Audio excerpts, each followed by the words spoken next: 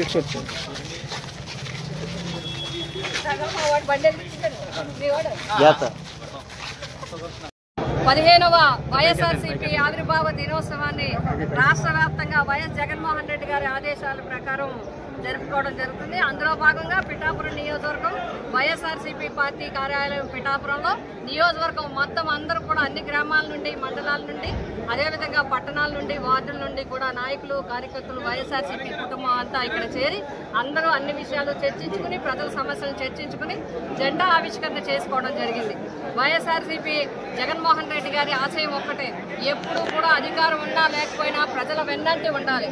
అధికారంలో ఉన్నప్పుడు విద్య కోసం కానీ, తాగునీటి కోసం కానీ, సాగునీటి కోసం కానీ, వైద్యం కోసం కానీ, ప్రజల యొక్క గౌరవాన్ని నిలబడడానికి కానీ, మహిళలకి అండగా ఉండడానికి కానీ, ఆర్థిక కార్యక్రమాలు, కార్మికులకు కానీ అన్ని వర్గాలకి అండగా మన ప్రభుత్వం నిలిచింది. అదేవిధంగా అధికారంలో లేకపోయినప్పటికీ కూడా ఈ ప్రభుత్వం ఈ 8 నెలల్లో ఇచ్చిన హామీలు ఏవి కూడా అమలు చేయకుండా ప్రజల్ని, అన్ని వర్గాల్ని ఇబ్బందులకి గురి చేస్తుంది. కాబట్టి ఈరోజు మనం పోరుబాట చేపట్టాలని యువత పోరుబాటని కాకినాడలో ఏర్పాటు చేయడం జరిగింది. అందరూ కూడా అందులో పాల్గొనడం జరుగుతుంది.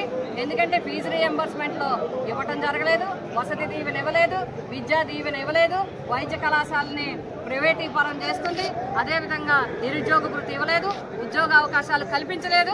ఇవన్నీ కూడా తక్షణం కల్పించాలని డిమాండ్ చేస్తూ మరి ఈరోజు ధర్నా కార్యక్రమాన్ని కాకినాడలో చేయడం జరుగుతుంది. వైఎస్ఆర్సీపీ పార్టీ అధికారంలో ఉన్నా లేకపోయినా జగన్మోహన్ రెడ్డి గారి నాయకత్వంలో ప్రజల వెన్నంటే ఉంటుంది, ప్రజల సమస్యలకి అండదండంగా ఉంటుందని చెప్పి